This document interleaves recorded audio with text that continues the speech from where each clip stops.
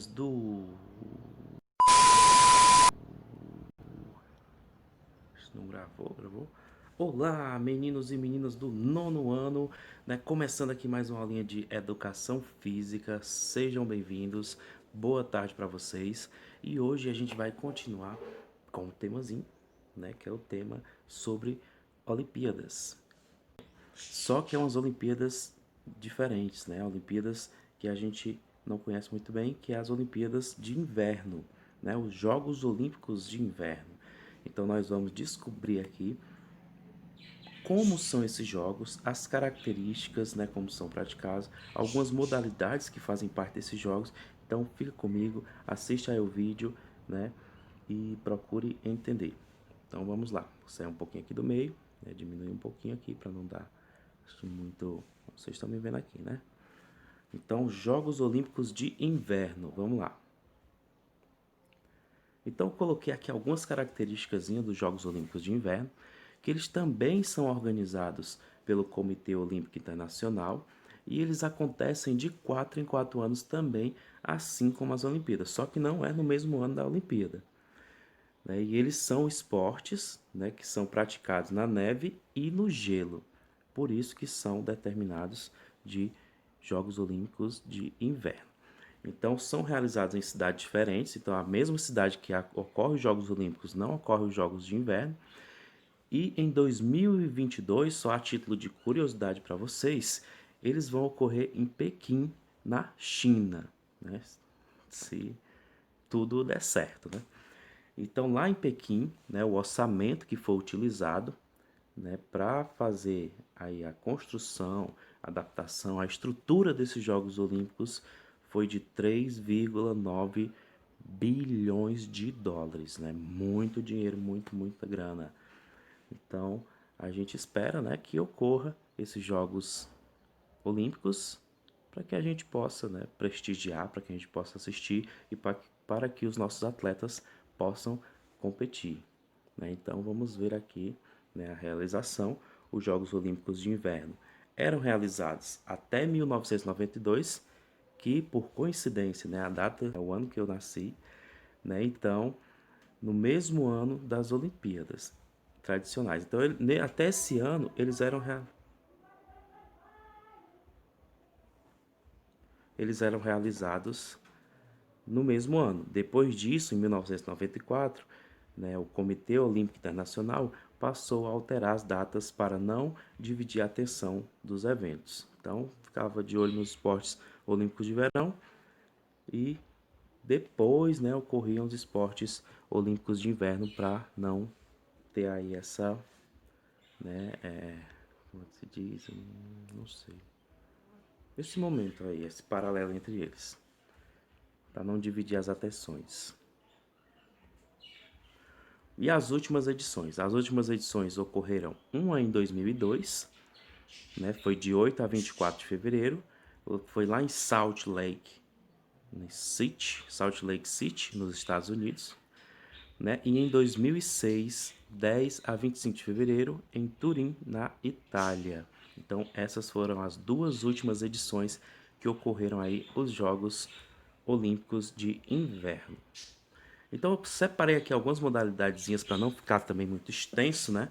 Vamos conferir aqui algumas delas, né? Então o biatlo, para quem não conhece essa modalidade, é uma espécie de corrida com tiro, né? Então o atleta ele vai percorrer uma distância de 7,5 a 20 quilômetros, né? E ele vai parar de 2 a 4 vezes para acertar, né, os alvos que tem nesse percurso. Então ele vai aí com a arma, né, nas costas, aí ele para e tenta acertar. Então, biatlo. Vamos ver aqui outra modalidadezinha para a gente não se estender muito. Então, o bobsled. Né? O bobsled, para quem não viu, é aquelas pistas de gelo, né, que tem aqueles carros que tem uma aerodinâmica bem feita, né, para eles serem muito velozes, né? O bobsled, ele atinge aí uma velocidade de 140 quilômetros por hora, né, em que os carrinhos, os atletas, né, eles descem dentro do carrinho sobre as lâminas com uma espécie de trenó em uma pista que tem o comprimento de 1.500 metros, né, 1,5 km, né, de extensão. O bobsled chega a atingir, né, como eu já falei, e a velocidade de 140 km por hora, e vence a equipe que completar primeiro o percurso em menor tempo. Então, continuando aqui, né, as nossas modalidades, tem o combinado nórdico, que é uma prova por equipes e segue a mesma lógica, mas ela pode ser individual também.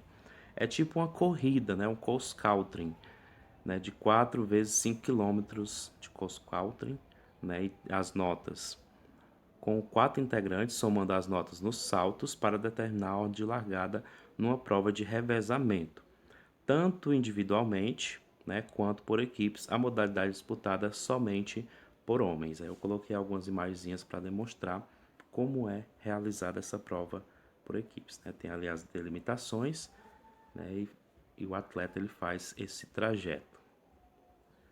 O curling. As equipes no masculino e feminino são compostas por 4 pessoas. Após jogar as 8 pedras, né, porque são 8 pedras de granito, parecidas com a chaleira, colocar pelo menos uma delas o mais próximo possível do alvo, chamado tee.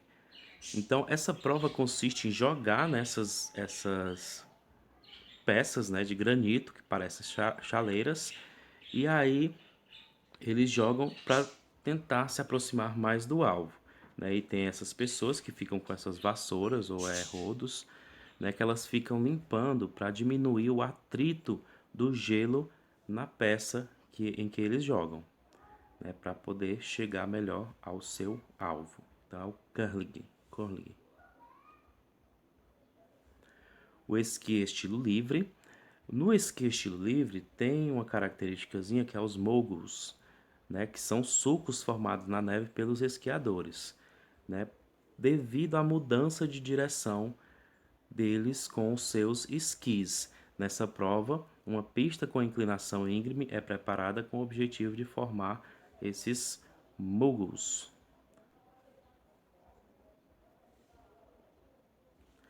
Tem o hóquei sobre o gelo, né, que a maioria da gente já conhece, né?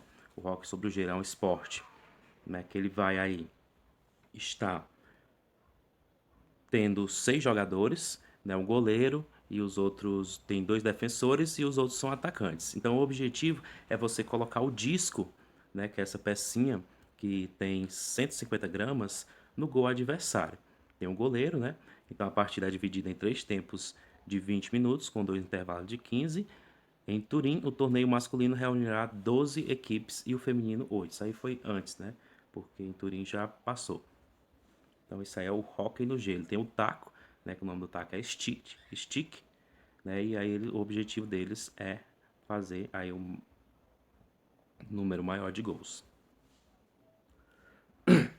Patinação artística, que pode ser individual ou com casal, né, e tem um período, pode ser um período curto, né, executado em 2 períodos, no curto e no período longo.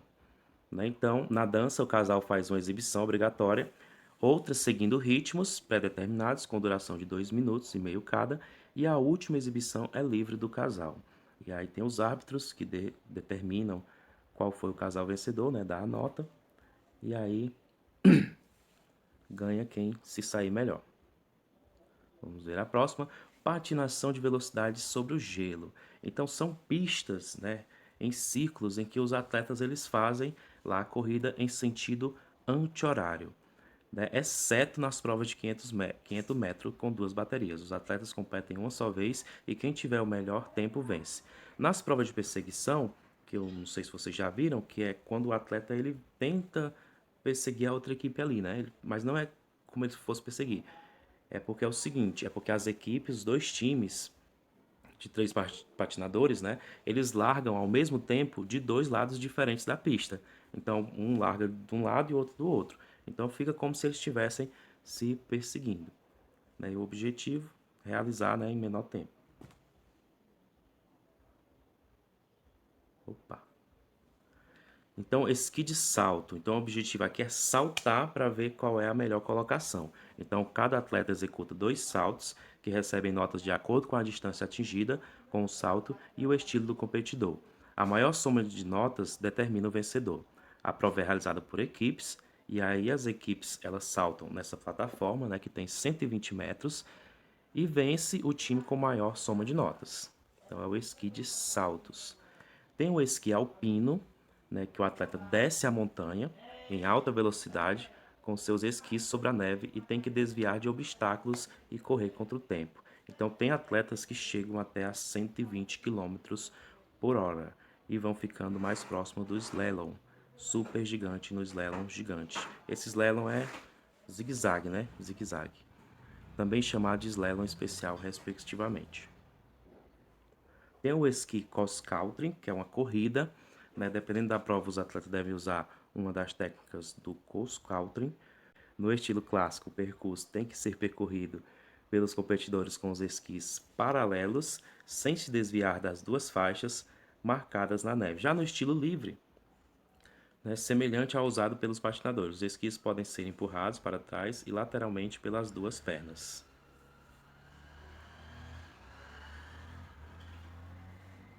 Tem aqui uma patinação de velocidade no gelo, na pista curta, que é uma corrida, né, na patinação do gelo, só que uma pista mais reduzida. Né? No revezamento, as equipes de 4 atletas mais um reserva. Fica a cargo de cada equipe decidir quantas voltas seus integrantes vão percorrer, porque é naquela mesma pista daquela outra corrida de velocidade no gelo. Mas as duas últimas precisam ser completadas pelo mesmo integrante.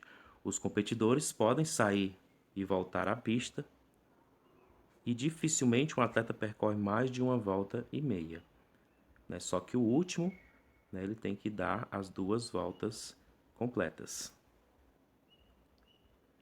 Tem o skeleton, não sei se estou falando certo, né? Lá largado, o atleta corre 50 metros para ganhar velocidade, que vai impulsionar o seu trenó, no qual ele descerá de peito. Ó. Dessa forma aqui, eu coloquei até aqui, ó, os equipamentos que ele vai utilizar: sapatilha, uniforme, capacete, viseira, luvas, certo? E esse é o skeleton. Então ele vai atingir aí uma velocidade de 135 km por hora e vence quem completar a pista em menor tempo. Então essa pistazinha aí, essa provazinha aí é o skeleton.